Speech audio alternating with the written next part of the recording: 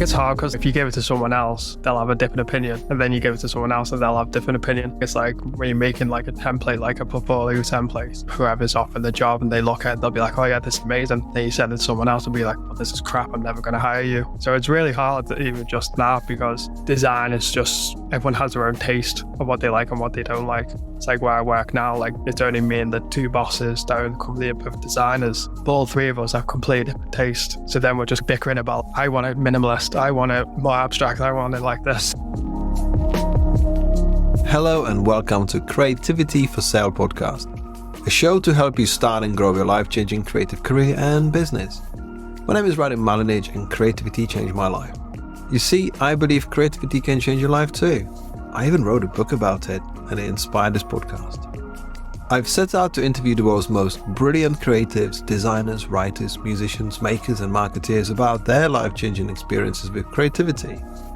If you ever wanted to know how people go from their humble beginnings to the pinnacle of their success, our conversation should provide you with an intimate look into triumphs, challenges and untold stories behind their creative endeavors.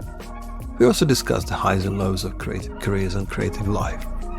So, thank you for joining me on this exploration of passion, creativity, innovation and the boundless potential within us all.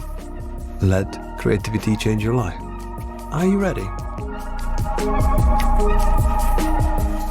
My guest today might not need any introduction to his vast Instagram following. In an era of billions of eccentric voices vying for our attention, his social media presence and his calming, almost meditative creative work provide a much-needed sanctuary and respite. I would say his corner of the internet is a welcome addition to the digital creative world. It's my pleasure to introduce Radim McCombe. Today's guest is one of the most exciting and up-and-coming creators right now. It's my pleasure to introduce Radim McCombe. Thanks for having me. Hi, Rob. How are you doing? I'm good. How are you? Yeah, it's good. It's good to have you on the show. Welcome. Yeah, thank you. And yeah, it's nice to have you on the show because so far I can be honest about the fact that I've actually interviewed most of my friends to get the podcast started. And you and I have only exchanged a few messages across social and done a book collaboration and that kind of stuff. But I wanted to reach out to you because I do what you're doing. I think it's quite interesting what you've achieved. Well, thanks. You seem to be gaining followers by a minute. Is that right? How is it going? Yeah, it seems to be going pretty well at the moment. It goes up and down, but I went through a bit of I say rough patch, where rough patch for me is like I was gaining, say, 30 followers a day. That was like my rough patch. Obviously, there's been worse, but now it stayed steady for a good couple of months of like around 300 to 500 a day. An insane number. Yeah, I'm just waiting for that day, where it does start creeping down. It is doing that, but then it goes back up, even though my posts don't do millions of views, but my account seems to be quite steady. So I have no clue why, but I'm not going to question it for now. I think you've got the algorithm on your side. I think at the time when everyone's complaining about, hey, is anyone still here? I see a lot of that. It's usually from people who haven't been around for months, show up once and go, I got 20 likes. I'm like, that's 20 more than you were maybe expecting. But I think you're winning. But in my opinion, obviously, I'm not invested in social media as some other people do because of what I do day to day. But it's quite impressive that the way you sort of decided to sort of build your presence in a way that it seems very strategic. Did you ever sit down and thought, okay, I'm going to build this that way and I build my grid and stick to it? Because you know what it's like to be a designer. You decide something in 5 minutes and then you want to change it in 20 minutes later. Yeah, and I'm still in that stage. Like I probably have about 5 Figma files all titled personal branding because I still have no clue how I want my Instagram to look like. I'm in the process now, maybe changing it. I have no clue. It's one of those things that Instagram is awful for personal branding because a trend comes out and then you'll want to make that video, but it doesn't fit in your schedule. So then you have to change your schedules to fit in with something. But it's hard. It's hard, especially because you're so limited to say just a square or slightly taller than a square to design something that looks nice on your grid, but also something that people will click on because it's quite a fine balance of you don't want it to look too designy because then people think it's an ad. But if you make it look crap, people will think it's crap. So it's a middle ground I'm finding, but I think at the end of the day, I'm just trying to like design something. If someone went on my page and they say, oh, that looks nice. That's a really interesting insight, saying that if you do it too good, it looks like an ad. And I think I recently found that out because someone commented something similar to that on one of my reels. And it wasn't a sponsored reel, but that kind of made sense to me. And I've always, and I think it was on Diary of CEO podcast, they were saying something similar, that you can't make your Instagram feel like an advertisement. I think that's, even though my Instagram's doing well, that's something that I've been doing wrong, where I don't like to play into the trends. I like to just make something that is visually nice and aesthetic. But I think that comes with it might look like an advert, unfortunately. It's quite a fine balance. I think you've kind of created, you talk about, obviously, I think that there's a lot of interesting stuff when you say it's limiting because it's a square, but there's a freedom in limitations because you don't have to entertain like how much different could it be. Like some people try to go wide on their posts and some people try to do other things. But I think I've seen somewhere like an advert for adverts and it says, make ugly ads, basically ugly ads work, because you can't obviously been conditioned from the history of advertising, like condition. It needs to be polished, it needs to be clever, it needs to be this and that. And then you see like, your local Gary and the scaffolders promoting himself on Facebook. And you're like, that's not looking really good. It's getting the point across. I've run a scaffolding company and this is my ad. Do you need scaffolding? No, this is what it needs to be. And I think it's also that you're not making it look so nice, but it's also just not doing it the same as others. I remember seeing a design article in a newspaper. I didn't have a newspaper. I saw it online, and a company printed out a full page in a newspaper and they didn't have anything on it besides something at the very bottom, which was their call to action. But if you flip through a newspaper and you see one full page that's completely blank, you never see that. So you've got to stop and look and read it. Yeah, so it's the idea of advertising is surprising with the sort of advertising interrupts you in your day-to-day being, and we're like, okay, here we are, what we're doing. So yeah, I like that you call your 30 followers a day as a rough patch. Yeah.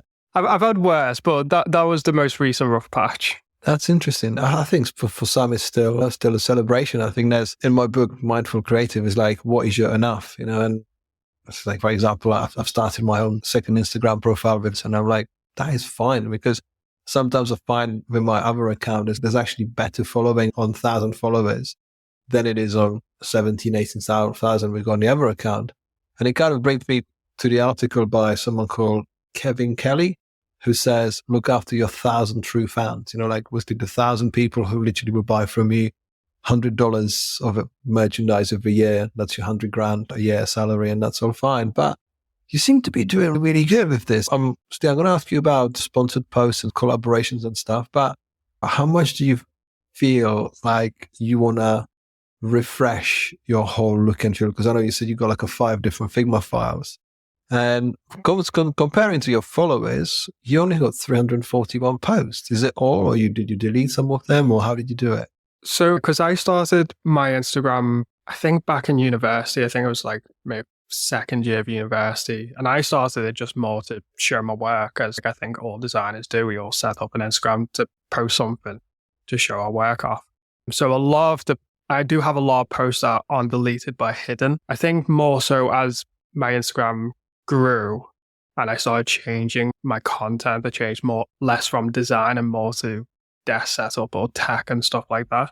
I started to hide some of my older posts because I didn't want it to look like a design portfolio. That wasn't the objective anymore. That's interesting, because I'm currently going through it and I'm just still amazed by it, like how it changes and what it does. And I remember some of your older posts when it says, this is my first branding project, and it wasn't good. And I think that's the time when I found out that you got one of my books, and like, oh, this is really interesting, because you're right. When I joined Instagram in 2012, I was posting pictures of poutine in Canada, like, just flags and hotel rooms. And I wasn't ever expecting anything from it because I was always geared towards having a really strong website and direct clients. And this was always entertainment. But then you find out, okay, well, how do we use this thing? Because when you think about it, it's unregulated. Like we are voting with our time to things that take our fancy. It's like buying strawberries in winter, because you buy strawberries in winter, then they will keep, keep growing strawberries and sending them to the UK. or in winter. And I just feel like with this, we've got almost like two ways of deciding how to get people interested, because what do you want to be? Do you want to be sort of educational, or do you want to be helpful, or do you want to be on par with the industry, like giving resources?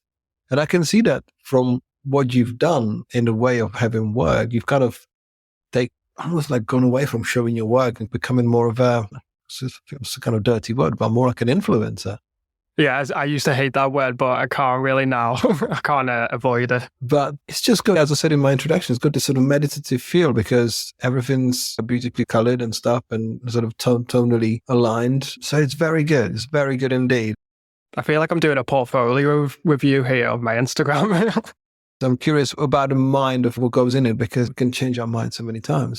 Do you plan your content in advance? Do you know what's going to happen in the next 2 weeks, or what collaborations you've got? Or is it just, some people claim like, oh, I just wake up and I just post something. Whereas, how do you do it? Do you plan?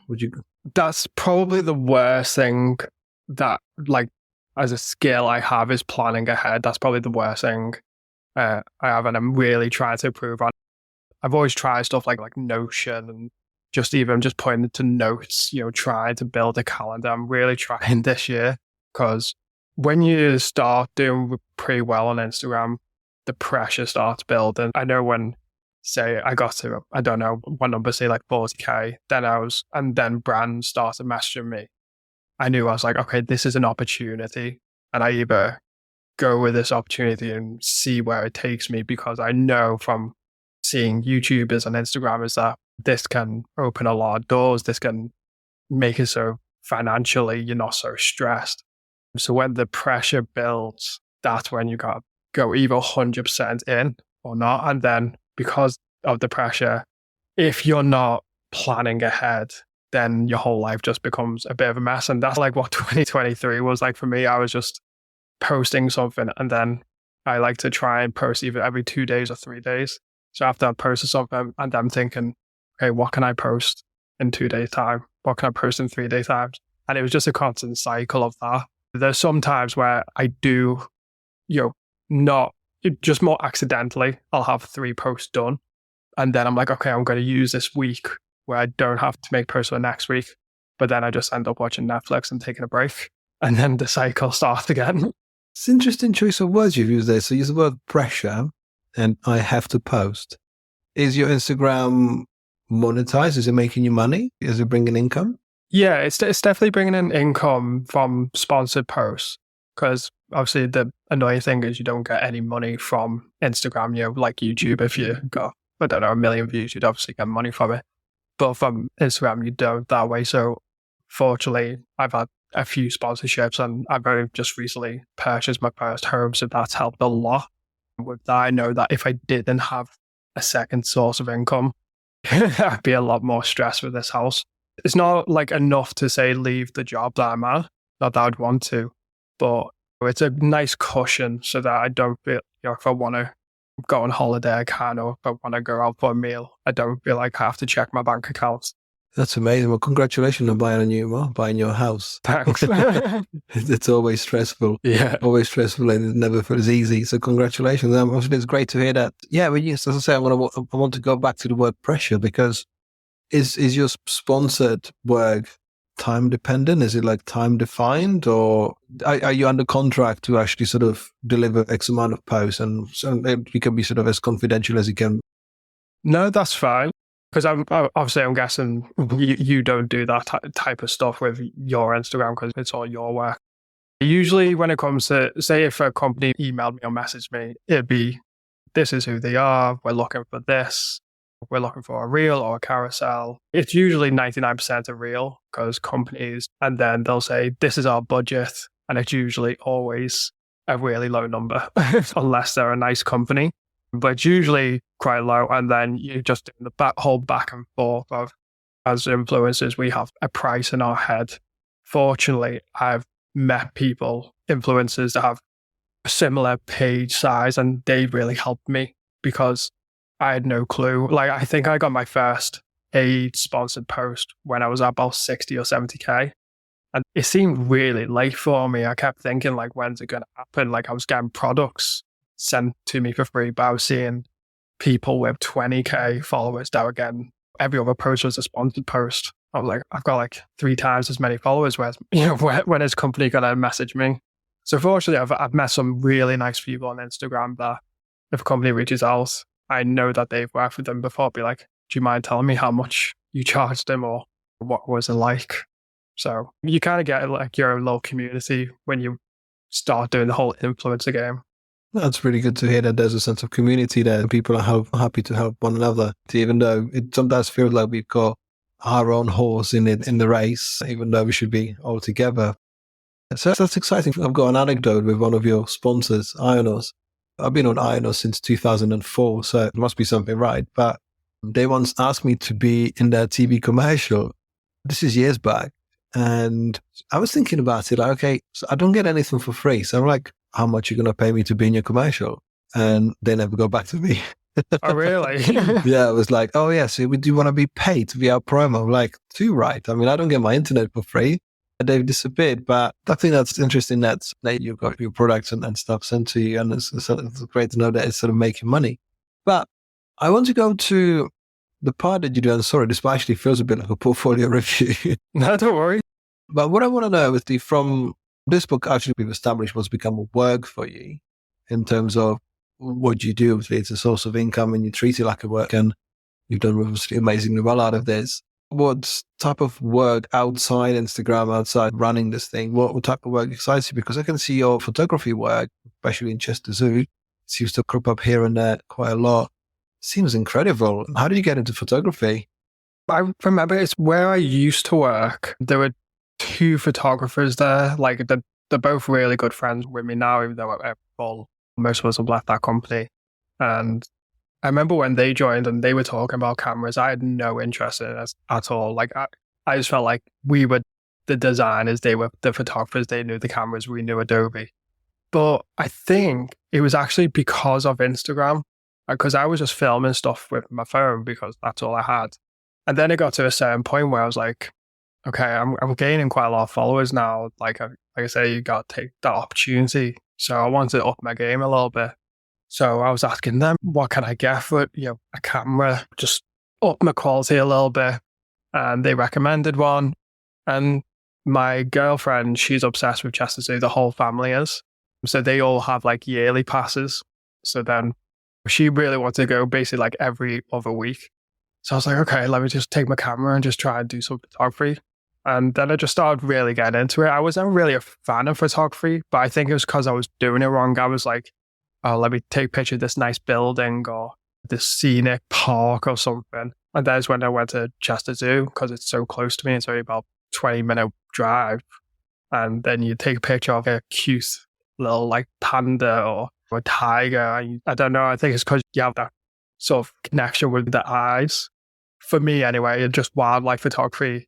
It's just so much fun because it just gets, as designers, we're just sitting in our chairs for 12 hours a day. So that's like a reason for me to get up early in the morning, get there before all the kids get to Chester Zoo and scare off all the animals. And then I'm walking around for 4 hours. But I'm still being creative. I'm still learning a new skill because I feel like with me, I don't really do stuff if I'm not really getting anything out of it or if I'm not being creative. Because otherwise I just think it's a bit of a waste of time. I'd be like, I could be at home filming a video or doing a post or doing this.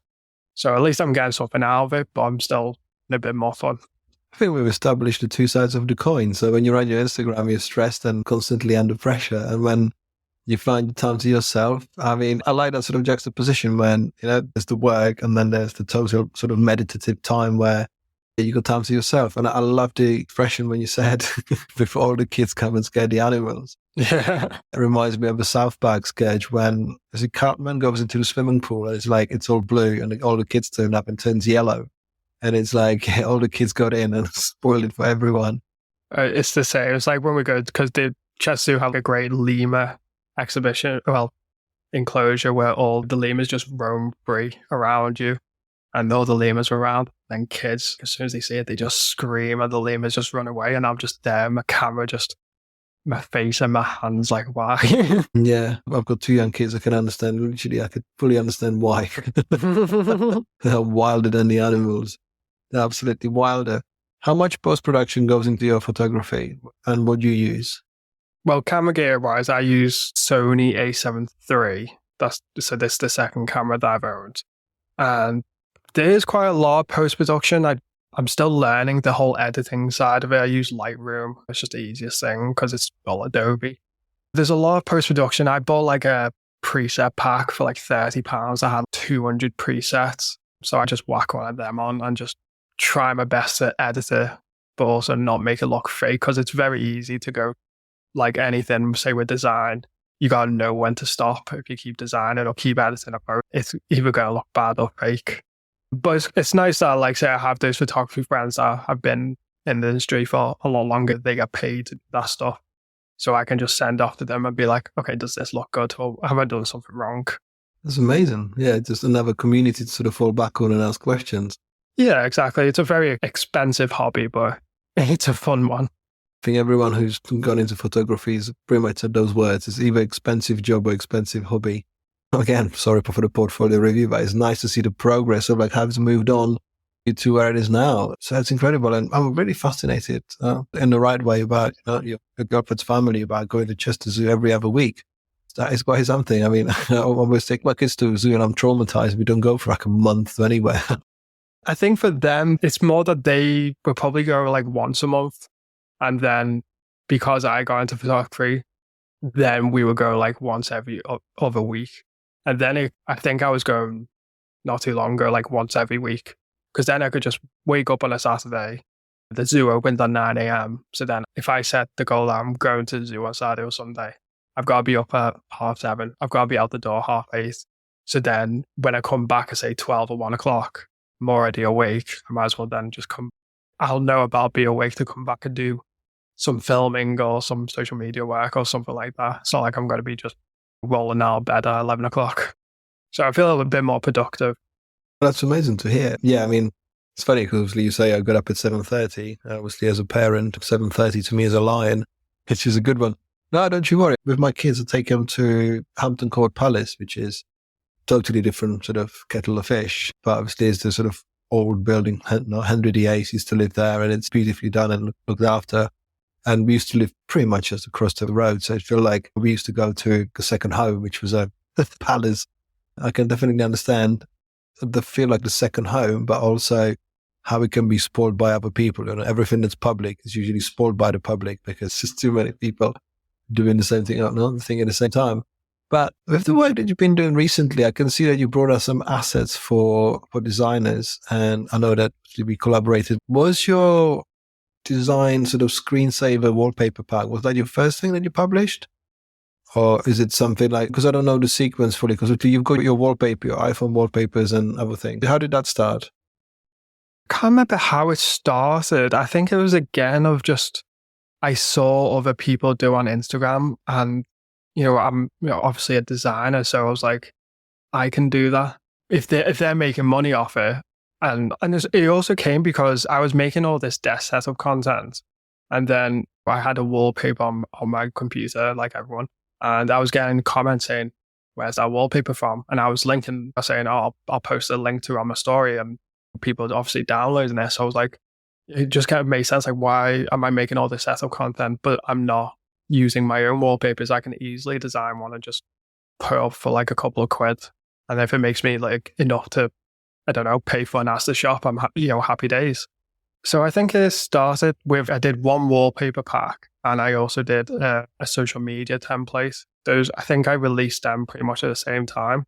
And then it kind of snowballed, but even those, they take so long to make because say you make one wallpaper design, you could leave it as that, but you always feel that if you're going to charge someone, say, I don't know, £8 for digital pack, that in a month's time or a week's time, they could be like, I'm bored of it. You want to make sure that if they're buying something, you want it to be a good product. I guess say with like you making your book, I'm sure you could put in any information that you wanted to, but the better the information you put in it, the better it'll do and the more happy your customers will be. It's great to hear that you're thinking about the quality and the attention to detail, because you're right. I've been looking at the portfolio review. I'm sorry.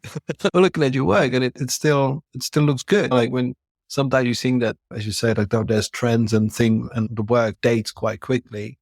Whereas I think it reminded me of the sort of stock Apple ones where you've taken it into a nice sort of direction where, if someone doesn't need to change it within a month, even though it's still like in the time and era we live now, what we had yesterday sometimes is boring already. What we had a month ago feels boring. And that's because things and trends move so fast.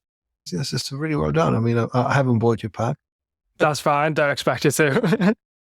I admired it from afar and I thought it was aesthetically really pleasing. But you recently, what I helped you with was the portfolio templates. And how do you see yourself? How do you see your platform for helping up and coming freelancers, up and coming people like yourself? Because, for example, in my case, I did the books because I wish they were written 20 years ago because I would have used them. And that was very much the guiding light of, okay, this is what we're going to do. But with your portfolio template and the stuff that you're doing, what was the drive and what's the plan going forward? I mean, drive-wise, I think it's just, if you type in portfolio templates online, and I think every designer in their career has probably done that, whether you've been in the industry 30 years or you just get into it or coming out of university. I think we've all searched it just to compare. And what you'll find is that there's nothing really great out there. And I bought one just for more market research so I can compare. I think it cost me about £28 and that was on sale. And it was literally just a layout template. There was no information or guidance. It was just basically gave you a grid. And I'm just thinking, because I'm still relatively quite young in this industry, I've only been a professional designer for 4 years. I think the whole drive was coming out of university. If I had a portfolio template that had a bunch of information, I would find it 10 times easier putting it together. Especially if you come out of university, you've got a class of 30 people. Teachers and tutors can only give you so much time to put together your portfolio. So you've got to do a lot of yourself. It's such a stressful time, especially I remember I was working in Primark and my girlfriend just saw me midnight, 1 o'clock, 2 a.m., constantly updating portfolio and applying for jobs because I just knew I didn't want to be working at Primark when I finished university and have to go back home and swap. So that was the whole thing, really. I just want to make people's journey a bit easier. I know if I had something like I've created and you've helped me create, it might not guarantee me a job after university, but it would give me a much better chance of getting one. And I think, say, I price mine as £15 because I know I'm aiming at students. They're not going to have a crap ton of money. And I think anything above what I'm listed mine as is just ridiculous. I know I could charge £20, £25, £30 for the portfolio template, and it probably would sell just as well as it's doing. But I don't want students or someone to be is it going to be worth it? Because even £50, it is, can be quite a lot of money for some people. But I want it to be so that middle ground, it's because I put a lot of time and effort into it, where I'm getting my rewards for it, but they're getting a good product out of it. So, long story short. No, it's a great story. And I think you've got a very interesting point there because just like with everything, obviously going back to Instagram, with anyone can do anything, it's unregulated. I'm absolutely fascinated with digital products because I make paper products because of the feel and I might be old school. That's something that will and hopefully should withstand the test of time. It will exist in some of the form for the next 10, 20, 30 years somewhere in someone's attic. But it's the tactile nature. It's obviously my background is in graphic design and very much subscribing to creative review and the print and that kind of stuff. Obviously, I have to be careful about wholesale prices and on-sale prices, how much you sell it in the store, with the books. And then I go on Instagram and I see someone selling a branding PDF. And I'm going to be honest, it's a fucking piece of shit. Literally, it's absolutely dreadful. And it's £70, £75. And it's okay, we've got unregulated world. And obviously there's no gatekeepers, more or less. That's why we can have this conversation and broadcast it to the world. And no one's checking this, how good this conversation is or ever going to be. But so that's the bonus. But on the other side, there's so many I would say almost traps for young designers because it's for people if you shout loudest, then you can get your product promoted, sponsored, you get someone to buy it. And I just sometimes feel it's a tough trade-off because unless you've lived and worked a little, you're not going to have the fundamentals of what you're actually talking about. Exactly. And sometimes obviously I'm 45 now and I've been doing this for 23 years, nearly 24. Of course, I was an idiot in 23 or 24 years ago. I was getting everything wrong and I thought I knew it all. And I think that's the nature of humanity. Like when we've got this optimism bias, kind of highly dialed in at a younger age. And then when it comes to being older, you're like, yeah, okay, that's not quite right, is it? Just on that, I think what you're saying about if you go on Instagram or if you just look online and you see a branding template or something and they sell for £70. And the bad thing is it does sell. Like no matter what they sell at, I bet it like it is selling. Like I thought that say wallpapers. I didn't realize how well something like that does sell. I'm not going to be able to buy another house by selling wallpapers, but it helps.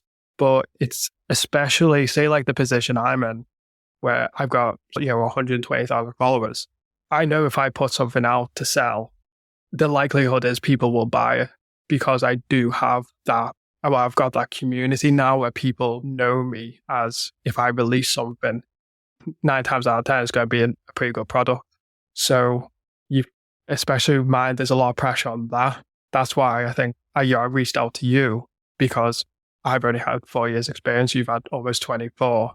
But also on that, say like the portfolio templates I purchased, you go onto their store and you'll see 3 other portfolio templates because they're not, so say like even brand guideline templates, they'll have 10 different versions of it. Like they're selling each version for £20 because they're just literally tweaking the layout and sell it, tweaking the layout, sell it. So there's a lot of like more like, I hate using words, but it is like kind of a scam. It's like a money laundering technique of just changing this design slightly and then just changing, the cover images and there's a new product.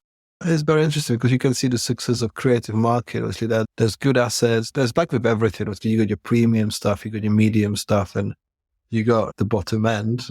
But that's the journey of life. Like we're not always geniuses right from the start. But it's interesting what you said, like how things change. Because what I'm getting from this conversation, like how much you actually care about what you do, and what is your pride of your work, and what your reputation could be based on what you've created, which is interesting because sometimes I just feel like people are on the social and on those kind of creative markets as for rinse and repeat and disappear in a way.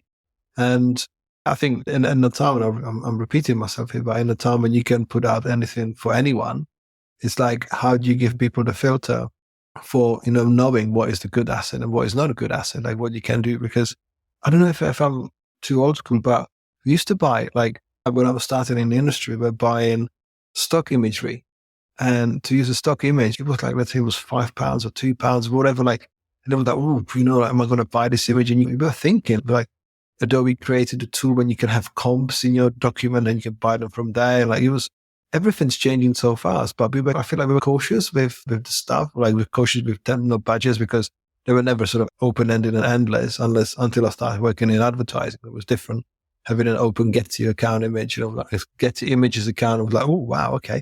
This is how this works. But it just strikes me that people make purchases, especially for the stuff that I've seen, and it sells. And you go on Etsy and you see like people selling like a digital wallpapers for TVs and stuff. You're like, well, there's clearly market. Like again, I can go back to the point of we vote with our money. People vote with the money, and there's a response to that request. I will buy this because it's obviously you lower that threshold. But it's interesting how it all operates because you've kind of given us that sort of creative freedom and actually open people's sort of likelihood of making money from their creative pursuit. So I've learned to be wrong about things and accept that's how the world operates. Because as you see it from a traditional perspective, like I was sweating about £1 on a book, like, oh, should be $16.99 or $17.99 and everything costs money. And you go, oh shit. And then you see something, as I mentioned earlier, which is, most likely of inferior quality with about 7 pages and it costs 5 or 6 times more. Like, okay, well, fair play. Like that's how people do it. And I've been recently learning about how video content is so popular because it's so much easier to consume. Because I've learned from making books for the creative industry that the more picture pages I had, the more every book was successful. Because if you give people 40,000 words to read, they don't really want to read that much. I'm learning about how many people I've heard from that are slow readers. You got some of the from famous names in the industry who've had my books, and they're like, oh, so actually, I appreciate it's written in the smaller chunks because we look like superheroes on the outside. Oh, look, I can use all of this creative stuff. But we had people who are dyslexic, people who are slow readers, people who got learning disabilities. The our sort of facade of a picture makes us look interesting, but what we don't know behind the scenes. And it's just, I think, it's the sort of studying of the industry and the people and the humanity behind what we do that's giving me, I think, the most insight.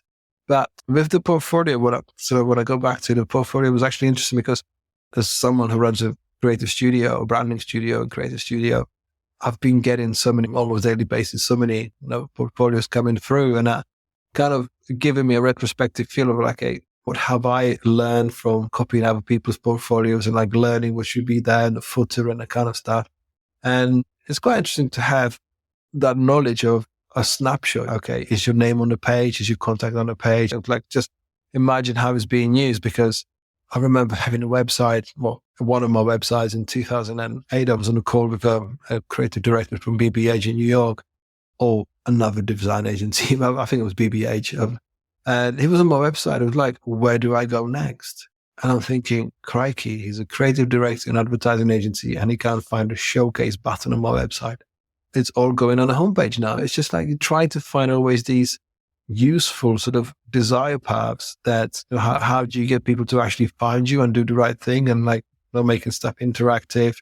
And I don't know about you, like with our work in the studio, we just always try to make a PDF almost like a website, like just everything's clickable, like everything's there, just because that's how we work now, I think it's hard because, say, for you, like your director, when he couldn't find like a showcase button, but if you give it to someone else, they'll have a different opinion, and then you give it to someone else and they'll have a different opinion. So that's another thing. It's like when you're making like a template, like a portfolio template, what works for one person, and you send it to them, and whoever's offered the job, and they look at it, they'll be like, oh yeah, this is amazing. Then you send it to someone else and be like, oh, this is crap, I'm never going to hire you. So it's really hard to even just that, because design is just, everyone has their own taste of what they like and what they don't like. It's like where I work now, like it's only me and the two bosses that own the company of designers, but all three of us have completely different taste. So then we're just bickering about, I want it minimalist, I want it more abstract, I want it like this.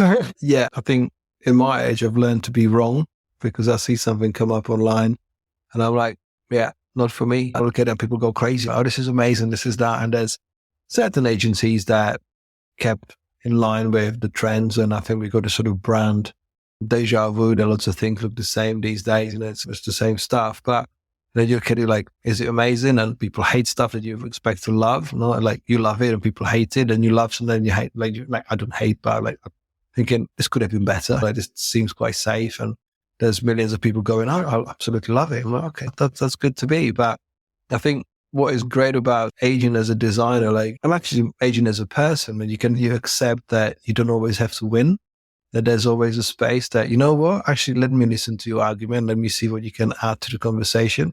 Because there's a break point in creative's life, especially I think I would love to believe the claim that you stop wanting things to be a certain way, because you're thinking, okay, I think I've got the best idea. I think I'm married to this idea. I think it's amazing. Like everyone should buy into it. But it's always like created in seclusion when you're thinking like, okay, this is my idea. And then you realize if you open Google or if you open whatever creative portfolio website, you find, oh, it's been done 17 million times. Like it's not unique. The competition's got the same colors. They've got the same fonts and they're using the trendy styles. And you're like, okay, it's fine just to create work that actually just suits the client, like suits the work. Because I'm getting from this conversation that you put lots of passion and care into your work. And you put, as you said, you put a pressure on yourself, like, okay, this needs to keep up, and this needs to be a certain way, because being part freelance, and I was freelance for most of my sort of adult life, and undue pressure when you think you're like, I has to be good all the time. I can't drop the ball. And then you end up burnout and stressed and thinking, fighting battles here and they're not listening to me. And I remember it's kind of changing the career from being an illustrator for more than a decade, just because I thought that people who were briefing me were not necessarily experienced enough. Whereas that was just literally my projection of wanting to win. Like I'm here to do this right. I know how it should be done. Whereas what I could have done, I could have been like, actually, I'm curious because I'm mixing with a different opinion. I'm mixing with different ideas, which are cross-pollination. Whereas I was like, look, I've seen this done 20 times before. For the 21st time, it should be done this way. And that's not always conducive to creative work. What's your setup at your day job? You got a day job, is that right? So my day job is just a graphic designer working from home. So that's like a task in itself, do social media on this after work. You're just in the same room from about 9 o'clock or 10 o'clock or 11 o'clock. So it can get quite tough just doing that. And how do you manage the cabin fever? How do you manage the timings? Like just stopping social media and actually starting work. It was hard before I bought my house because I was living at my dad's house, and it was hard there because they took over the living room. So basically my bedroom was where I slept. So I basically just lived in that room 24/7 more often than not.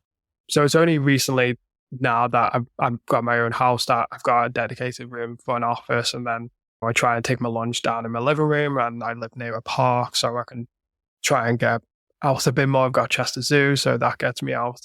But it's tough especially because like my, say, part-time job as social media is on my phone, and my phone's always next to me because it has to be. So then I'm always seeing, if I put a post out and it performs poorly, I can easily see it. And then all I've got in my mind sometimes during work is, what's my next post going to be when I should be focusing on a logo? And I try not to let it affect when I'm working on my day job, because we're in the process of getting into an office space at the moment. So I think once we get to an office space around people, it'll be a lot easier. The nudges are terrible because in a way you quite subscribe to what you do. This is your secondary income, secondary stream of interest.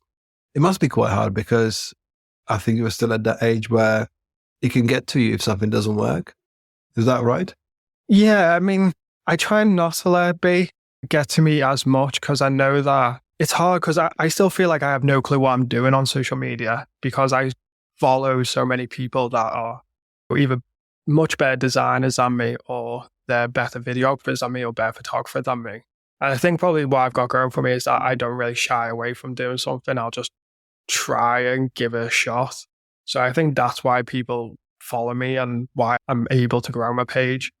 But I think it's more pressure that I put myself on because, spoiler alert, like there's a lot of designers don't get paid millions for their job. We're not doctors or lawyers or that. So especially with how your bills and everything, just having some sort of secondary income. And once that starts, you're like, okay, if this all goes away, what else am I going to do with my spare time? You mentioned in passing, and thank you for this answer. You mentioned, and I want to follow on this, a diary of the CEO in my previous answer. And I watched an episode recently when Stephen Bartlett said that there's this sort of theory of 1 in 60, that if a pilot deviates from the flight path by 1% or one degree, in fact, then they'll miss the airport by 60 miles. And I think what you're doing here is like actually creating a value, where you created what you started today. It's going to pay off in 10 years' time. And let's look what you created now, which is interesting. What is your 10-year plan? I don't even know what my next post is going to be, so I don't know about 10 years. But I've recently started a YouTube channel, which that's one reason why I want to get much better at planning ahead, because just from doing 2 videos on YouTube, you realize that it's not like Instagram. You can't just record in a day and edit it. It takes weeks and weeks. 10-year plan, I don't know. Sorry, I mean, if it was a sort of undue question, but like, what is your North Star? What do you see your purpose? Like, what would your ideal thing be as an end result? Because you can't be making portfolio. Like, you can't be thinking about next 2 portfolio, because it's like being almost imprisoned in that cycle of like constantly thinking about this. Imagine like people who scan things on until an Asda don't necessarily think about next scan. Or, I wonder where my next customer is going to come. Of course, I'm trivializing the thing, but what kind of feel like, where do you, because this is in some way, this is going to pay off. Obviously, you've created something and from what I see when you're posting is you create value for people. Like, you're not like showing off and you're doing something silly and being a comedian. As I say, it's got quite a meditative feel. And there's a design and something before Instagram. What was the sort of plan that you want, to become? Yeah. Well, before Instagram took off, my whole thing was I wanted to be just as good of a brand designer as possible. I want to just keep learning. And I think that's what I love to do. I just love to learn. So before Instagram, I just wanted to be as good a brand designer as possible, keep learning, get into a really good company and just grow within a company. Now that Instagram's taken off, it's changed my perspective a whole bunch, because even though I'm a graphic designer, I don't like doing freelance work. I don't know if it's just from personal experience, or I think it's because, say, I've got quite a lot of anxiety, so I put a lot of pressure on myself and second guess everything that I do. So I think if I was doing, say, freelance as a job just by myself, I don't think I'd be able to cope. And I know, say, a lot of Instagrammers that are designers, that's what they do. They use their social media to bring in more clients. So I know I probably, with my following, I could be a semi-successful freelance designer. But I just love content creation now. I follow all these YouTubers and Instagrammers that do like tech and products. So probably a dream job would be to be a content creator. Just wake up and, I don't know, film a cool webcam or a cool monitor or something like that, or just film a day in a life. But then there's also pressure on that, because I know a lot of the people that follow me for design stuff. There's people that follow me for desk setup. There's people that follow me for products. So it's quite a hard balance, because usually people just make a page for one thing in particular, whereas I've got quite a few things. So I'm trying not to shake the boat too much, try to keep everyone happy, that I have a balance and level of content. But I think there might be a day where I'll have to be like, okay, this is the direction I want to go in. And if it pays off, great. If it doesn't, oh well. Very interesting answer. I'm always wary of social media after the website Vine was switched off. There were always people with millions of followers. And I wondered, because obviously these websites won't fail. Instagram, obviously, no one's going to switch Instagram, or no one's going to switch Facebook one day. It might go away because it's just rubbish now. Yeah. But do you ever fear that you're living on someone else's server? Do you ever fear that something might happen and this could go away? Yeah, I think especially because everyone just makes a whole big story about the algorithm, and that how one day they'll make an update to the algorithm like they always do. And then you'll go from, say, at the moment I'm getting about 300 followers a day, and they'll change the algorithm and I'll start like losing 100 followers a day.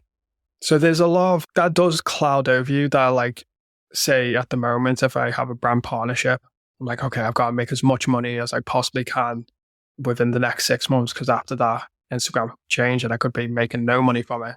So you got to seize your opportunity. But I'm trying to get back in the mindset of where I started my Instagram, because my Instagram started gaining a lot of traction because I was having fun. And they got to a point where, say, I was in the process of buying my house, and I actually started making a little bit of money just after I bought my house. So it came a really good time. And then because that started, I was getting all these bills. I was like, okay, I'll say yes to that. I'll say yes to that. I'll say yes to that collaboration, while trying not to say yes to, like, a Barbie collection that wouldn't fit in with my content. But now I'm getting to a point where I'm like, okay, I need to stop putting so much pressure on my shoulders, not take on too much work, and just get back to doing the content that I really enjoy, and not think, oh yeah, that's a lot of money, but would my audience like it? It's tricky. You've summed it up. You've summed it up nicely, saying it was picking up because I was having fun. And it's pretty much just like everyone's creative career. You get into it because it's fun, because you're curious, you want to see around the corner, you will see, okay, how do I make this happen? And then the client comes in and the fun goes away. You mentioned that you're not keen on freelance work, and I think you find your feet in content creation. And what you describe made me think of that guy, which his work is fantastic. It's just, he's got like a nice tone of voice and everything's kind of interesting. And I always feel like we still live on other people's servers. We still like creating work. When you think about it, like, you're making Instagram more popular in a way. What you do is you keeping the engagement with them, And I always wonder, like, what happens when the lights switch off? what that will be. Like, I know a few people that have a lot of followers on Instagram. We talk and they say that they try and, when they make a post, they'll set up an email newsletter, attract people there, or they'll attract people to their Twitter. So they're trying to grow all their different platforms or whatever. So then if one does go away, they've got a backup. That's probably something I should think about, but I'm also trying not to, because then you get into a marketing or like a salesman, like, you follow me on Instagram, but come to my TikTok, come to my Twitter. I'm like, it's a good way to think about it, but then I guess it's like the same of taking on a sponsored post and then you're forcing yourself to make something just to save what you're going to have. It's hard, but having fun again.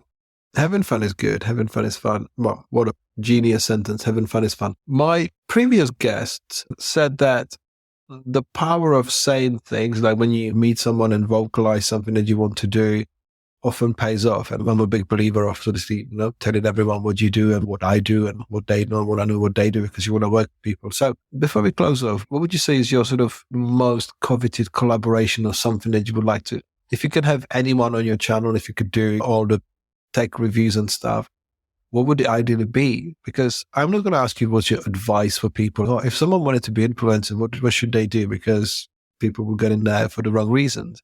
But let's keep it at what you do. If you can do tech, if you can do anything, what would it be? What brands and what products?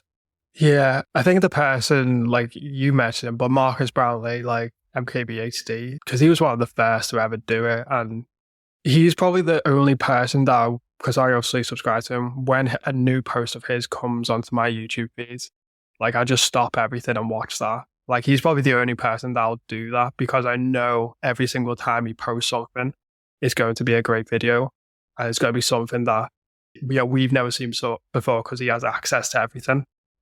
So I think that's like a bit of great inspiration for, like, say, even me. So then I know if I'm going to post something on my Instagram, it's got to be something that if people recognize it's type of my post, it's coming from me, that they know it's going to be something good. So I think Marcus Brownlee, something like that. I can't remember the company that does all like the robotics. Boston Robotics? They do the robotic. Something like that, yeah. Sounds familiar, yeah. All the robots. I would just love to see all that in real life. He made a video about that. I've probably watched it about like 20 times. That doesn't seem like a lot, but he always just like randomly think about, like, it goes through Boston Robotics. So I would just love to see tech that just blows my mind and just makes me think, oh, what's this tech going to look like in 3 years' time? That would probably be the dream. Yeah, I think that's your 1 in 60. But you just keep on track what you want to do, because I think it's going to happen sooner than you think and what you're doing. So it's been a pleasure talking to you, because, as I said, we only know each other from Instagram messages and our collaboration. And I think you've achieved amazing branded look that I think is a sort of, as I said in the introduction, it's a calming and there's a calming sanctuary and respite for all that noise that's out there. So I think you can delete the other 4 Figma files, because I think you got it right, and just keep evolving. And it's been nice talking to you, because I think in that noise of people out there, it's nice to know the person behind the pictures and behind no words and collaboration. So thanks for coming on. Thanks for having me on. His first podcast is definitely an experience. So thank you. Thanks very much.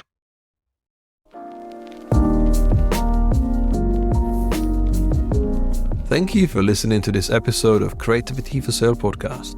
The show was produced and presented by me, Radim Malinic. Editing and audio production was masterfully done by Neil Mackay from 7 Million Bikes Podcasts. Theme music was written and produced by Robert Summerfield. If you enjoyed this episode and would like to support the podcast, please subscribe and leave a rating or review. To get your own action plan on how to start and grow a life-changing creative business, you can get a copy of Creativity for Sale book via the links in show notes.